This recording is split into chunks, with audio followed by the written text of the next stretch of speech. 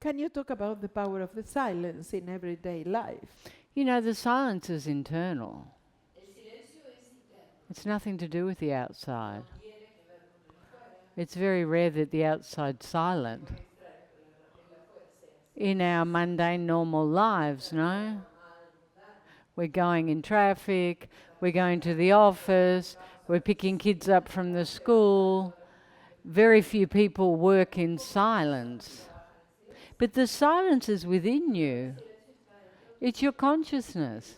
And you have to take it everywhere. And have the capacity to be there. So how do I be there? Firstly, I have to let go of the external judgments. Because we always have this idea that unless we're in nature or in our house, we can't have silence. And you can feel the same anywhere in the world. It doesn't change because it's a choice in each moment.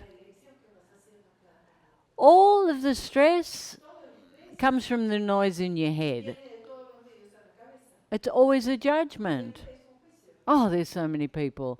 Oh, there's so much traffic. Oh, there's pollution. Oh, it's raining. Oh, it's never raining.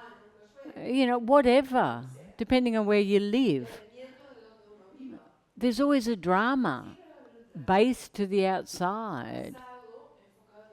But once you learn to go into that place of consciousness, you just flow. And flowing in silence, in consciousness, is freedom. Surrender in silence, in consciousness, that's freedom. You know, you change what you can change. And if you can't change, you surrender. It's so simple. You know, can I change this situation? No. Oh, I surrender. Do I need to change this situation? Maybe yes, maybe no. But you can still surrender. People have experienced love in the most horrendous places, under the worst circumstances. I've seen people experiencing love, and you look at them, and it's incredible that they can do that. But they do. They do. Like children. When I feel connected with consciousness internally, I feel that everything flows and life is much, much easier, less complicated. If you are the consciousness and you're vibrating in consciousness, you're within the flow. If you're in your ego and you're fighting against your reality, there will be no flow. It's like damming up a river.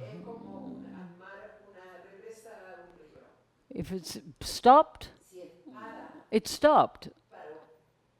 That's it. If it's open, it can flow anywhere. Water can flow anywhere. And you have to be like that water. You can just flow in whatever direction opens. It's simple. Ocean can pass over the desert. It can vibrate as vapor and move in the air and come back to being water. We have to be like that. We have to be in unity with creation and flowing. Because nothing goes as we plan. Haven't you noticed? Haven't you taken an airplane? They're always late. Always lose your baggage. Yeah, there's always some drama, some complication. Or no. Then the clouds come down.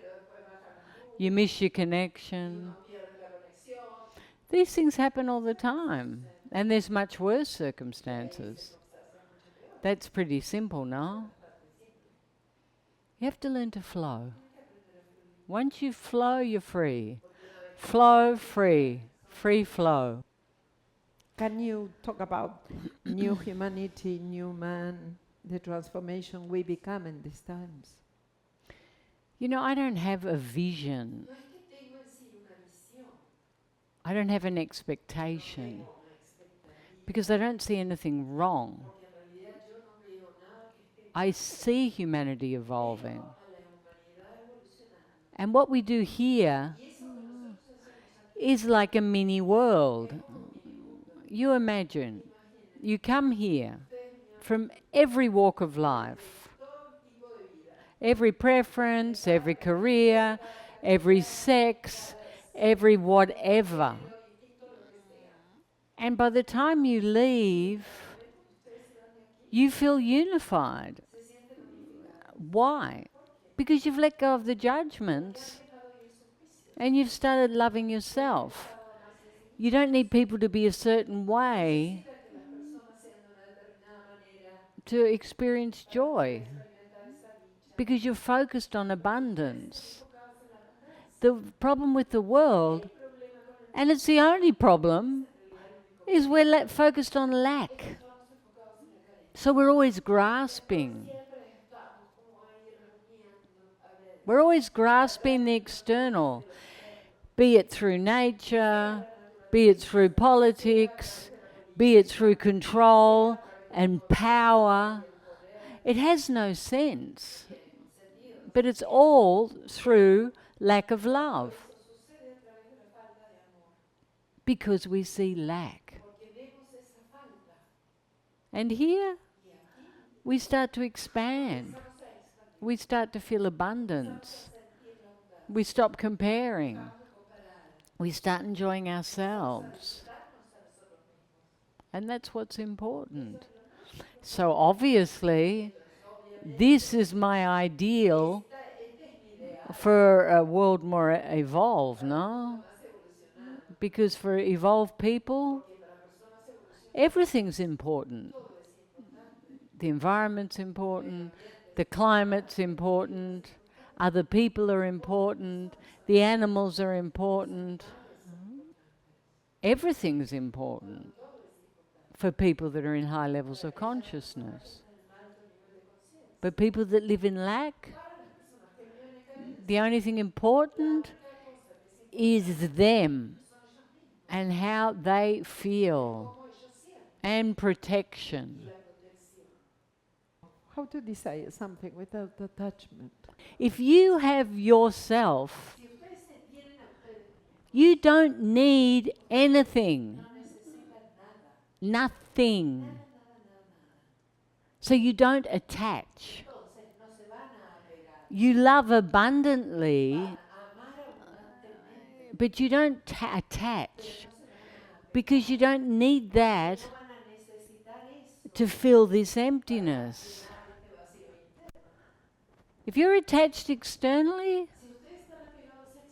there's an aspect where you're not loving internally. And if you have an idea of something you want to achieve, and you attach to that idea, and it doesn't come into fruition, it's because it's not for you. It's simple. But I want it. I want it, I want it, I want it. And have you ever noticed? You always want what you can't have. Why? Because that reaffirms that I'm not good enough. That life's not fair. Everything's unjust. Because if God loved me, I'd have that. So not even God loves me. Okay, and you've got to see that on a big level. How we're always claiming the external for love. Why? Because we don't have it here. Now most of you have gone past that point. At least past the middle point. Okay, and you're on your way. and the suffering will stop. But you'll have to keep choosing. Okay, am I feeling like a victim? Or am I feeling empowered? Am I attaching to something just so I can suffer?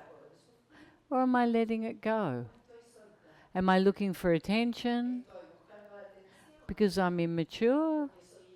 Or am I taking responsibility for loving myself? And you look where you want love, always where you can't get it. How can you flow in a world full of limitations? In each moment. The world doesn't have limitations. The world is abundant. It's unbelievably abundant. There's an excess. It's all energy that can be renewed in any moment. The only thing that's limited is your perception, your idea, and that's internal. There's a million stories of people that have come from absolutely nothing and created everything. Why? Because their mind process was not limited. So if you feel limited, you have to ask yourself why. Why am I feeling limited? Where am I not embracing my power? Where am I embracing an idea that takes me into that limitation? Oh, I'm too old. I don't come from money. Physically, I've got limitations. It's because I don't speak English. You know, there's always a reason to feel limited. But there's a billion reasons to feel abundant. If you just get into the moment and see reality. Why the work externally? I know what to do, I can do it, and I will insist till I get what I want. But in the inner work, there I understand nothing. I get like frozen. I don't know. I don't understand what to do. You know, the frozen's not important. The understanding nothing is perfect. Because the truth is, you will never understand anything. It is what it is. We always have this idea that there's something that will unlock the big secret. And it's not true. Because if you can break the secret, you don't have an illusion. You don't have a game. You don't have a life. And if you're feeling paralyzed inside, you just have to go deeper. You just have to gently insist. Why? Because it's fear. It's always a wall of fear. If it paralyzes you, it's a blind spot that you don't want to look at. And you have to look at it. That's why it's been provoked. Until you look at it, you won't be free. You know, always confront your fears, especially if they're internal. Because what you're searching for, that freedom, that door, that room without walls, is behind that fear. Always. How can I stop judging? You know, I think it comes naturally. Once you start to liberate all the stress and your window cleans, you start to embrace everything. But be really conscious. If you judge something severely and you don't let it go, It's you. It's an aspect of you that you're not embracing, that you're not expanding, that you're not loving. You know, whatever you judge, you will see it because it's always you. All your phobias is you. All your external judgments is you. You need to see that. And people say, no, no, no, no, no. I'm not like that. Yes, you are. Yes, you are. Once you can see you like everything, then you'll be free. And I keep telling you, your job is to love yourself unconditionally. You don't have to like yourself. You don't have to see something and pretend it's not you. You have to see it, you have to own it, and you have to love it, and then dissolve it. And if you're complaining about something constantly, it's you. It's always you. You know, people go from relationship to relationship and always end up with the same person. It's always the same person. You're always dating the same person. If you don't like that person, it's you.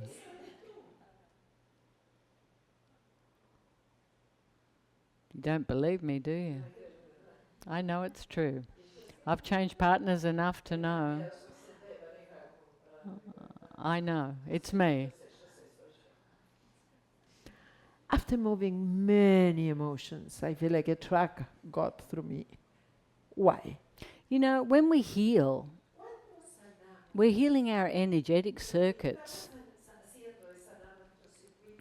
because we have lots of breaks. That's why the vibration's not flowing. So when you remove all that stress, everything starts to align. It's like knocking down a construction and building a new one. So that's literally what's happening. Something's passed over you like a truck because it's hard. It takes force to move all that emotion, to let go of our fears, our traumas, our angst. It takes time. And then the vibration changes. This is not meditation. This is a wrecking ball. Boom! If all the children will receive your educational system, how do you see the world? You know, the thing is, children aren't perfect. They experience love, joy.